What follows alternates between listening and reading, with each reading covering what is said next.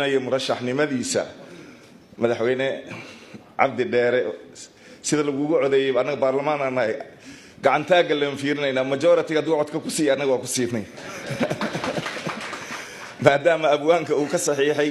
in lagu codeeyo anagana waxba kama qabno baahda saxaafadda iyo guud ahaan salaanta islaamka ayaa idinku salaamaya anagoo dhammaan inta ka soo qayb gashay haddana oga mahad celinayno sida diiran ee xurmada leh ee abaabulka fiican leh inaan marxaati gal ka noqono xafladan maanta hormuudka uu ka yahay madaxweynihii wax ka soo dhisay galmudug oo haatan annaga naga mid ah bahdeena inkastoo dhinaca ciidamadan ay tirsanayaan mudane cabdi xasan cawaale cabdi qaybdiid oo haatan dastuurkii hadii lagu kala bixi lahaa iyo hadii kala gacanta noogu hayo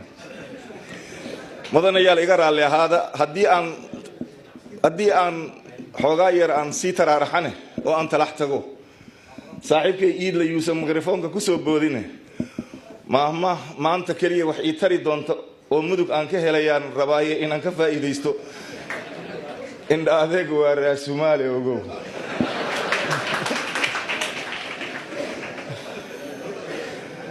maanta oo kale u malayn maayo maamaayihii wax badan anaga laftirkeena aan eednay ee afdaboolan dahab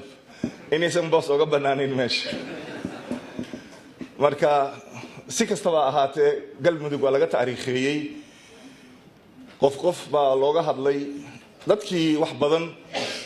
ee dhexgalayne sida taliya indha qarshe oo hadda ka hadlaayay waan la qabnaa maxaa yeelay ahlu maka adraa bishicaabiha asigaa mudug ka yimid anaga inay mudug iska soo fiicnaanayso hadday iyada fiicnaatana soomaali ay fiicnaan doonto nabadana markaan ay soo dhowaatay 3 arrimood ayaan ka shidaal qaatay waa mare baarlamaanka Soomaaliyeed waxaa quraanka noo akhriya min saaxiibkeena reer mudug ah oo geesay leeyahay geesay maalintuu maqan yahay nimanka quraanka noo akhriyo way bilaabayaan way dhameynayaan saaxiibkay seeraar ayaa ka marxaati ah laakiin geesay rubuc saac oo wacdi ayuu noogu darayaa ilaahay ka cabsada war sidan ma adduunyo waa laga tagayaa markaas waxa la abo hadii reer mudug maanta Allah laga cabsada ay leeyihiin adduunyo marka inay soo toosayso meeshaas aad ka garanaysaa haddana waad arkayseen oo meesha inta soo istaagaysay inta uu generaal Yusuf indha cadde uu dadka uu wacdiyay nin wacdiyay male isaga khatimay halkaas mudanayaal anaga reer mudug horta warkooda nagu soo hormaray laakiin barashadooda nin walba intuu ka bartay ayuu hadli karaa ayadoo la leeyahay reer muduga ayagana ka alla magan la'aantoodana ka alla magan nin walba marka reer mudug oo maanta degan koonfur waliba dhulkan xaalkiisa Allah og yahay barasho ayuu uga baahnaa anaga dadkii barakamaleydi markay timid sagaashameeyadii yaan wax ku darsanaa leys wada yiri aniga nin saaxiibkayga Sheekh Jaamac la yiraahdo waxaan niri xaaladan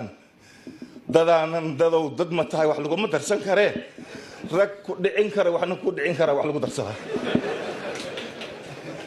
anaga wad ogtiin saaxiibkayga Sheekh Jaamac reer mudugan wax ku darsan waana ku liibaan balse laakiin ragaa Sheekh Jaamac uu qabsadayo nin marxuuma oo mudane cabdi xasan cawaale qaybdiidii ay rag aad saaxiib u wada ahaayeen mawlid macaan la dhigi jiray ayaa naga fajiyay rag baa waxay yiraahdeen Sheekh Jaamac miyaad dhihi rabtaan waa nin shiidla ah oo reer jawhar ah mawlida wuxuu yiri anaaba kalaalkayga ilma adeerna aan nahay rakhayl la guud le aw umar ay degaan waliba markaas war adeeru naga daaliyay sheekh war mawlido naga daa ما إذن كان جامع لبحوا واي maxaa noo diiday waaye war naga daa jaamac lama baxayo hemaanoo sheegtid jaamac haddaa annagaa la baxna maxaa dhiba u leeyahay annagaa bog inaadan la baxaynin haddaba makuu sheegaa u yidhi goortaan jaamac la baxan haa markii cidda awees la baxday aan unukana la baxnay marka hadda reer mudug iyo annaga isdhexgalkayna waxaad ka dareemaysaan nin reer mudug oo awees la dhahayo iyo nin annaga oo jaamac la dhahayo marka halkaasaan ku mataanaysannahay waadna og tihiinoo meelo fara badan oo haddaad maanta aad si tixraacdaan islaan reer afgooye ayaa waxay maqashay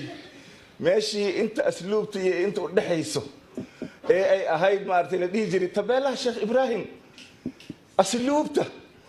oo maalintii la leeyahay meeshaan baabuurta afgooye laga soo raacayo galmudug galmudug galmudug galmudug galmudugna intee kitaale ay tiri tabeelaha sheekh ibraahim iyo asluubta inta u dhexayso waa yidhi ammaana limbi aa yidhi inta maguurta baalburbi iyo adiga hiliwaalay aad wareegayso ayaa meesha la camiray waay meeshay soo galaanna waa barakaysan tahay waxaad leedahay meeqa sanaa la deganaayo ma gartaa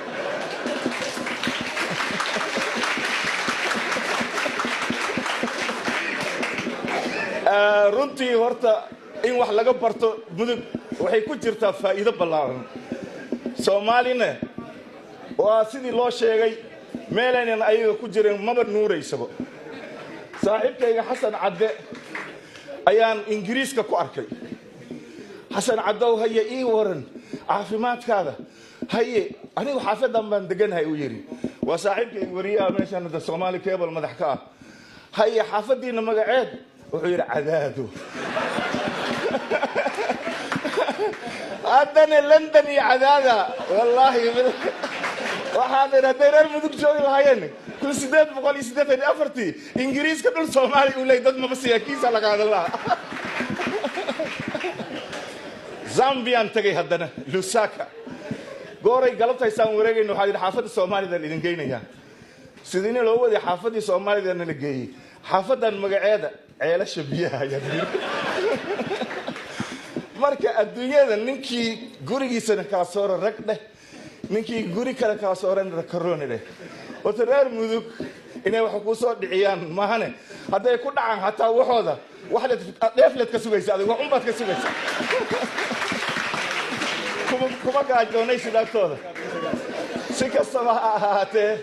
annaga hadda gobolka shabeellaha hoose xildhibaano badan ayaan meeshaan aan ka nimid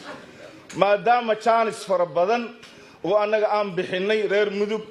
oo laga bilaabo ilaa iyo ceelasha biyaha ilaa iyo hadda galmudugtii oo cusbayd iyo ilaa iyo gobollada hadda ninkii lafta gareen ah wuxuu yidhi madaxweyne abdidheere insheeg uniin haga walhaneenka daro uniin walhaneenka daro adiga waxaa laga sugu hayaa madaxweyne abdidheerow على الأقل وزيرك بيراها حتى إنها كونفور قلبيت ورفتلو أنا نفسي هوسن كو شيغينا أنا نفسي هوسن كو شيغينا كونفور قلبيت ودن يسن بأهانين شبيلها هوس سيجارة ورونو وعي المعامل كمشي وكبدين هاي dadka ay sida fiican aad isu dhex gasheen oo la isbartay ilaa iyo wagii sagaashameeyadii iskaba ilooway xataa taariikhdii la dhihi jiray SYL marka la doonayay tuulada aniga aan ka imid mareerey iyo sabiid iyo caano la yiraahdaa maraan taariikhda qoray SYL maxaad ku heesi jirteen aan iri markaasay waxay yiraahdeen cali nuur ninkii caayiyo cabdillaahi ciise carabkan ka goohayna cadawgayna waaye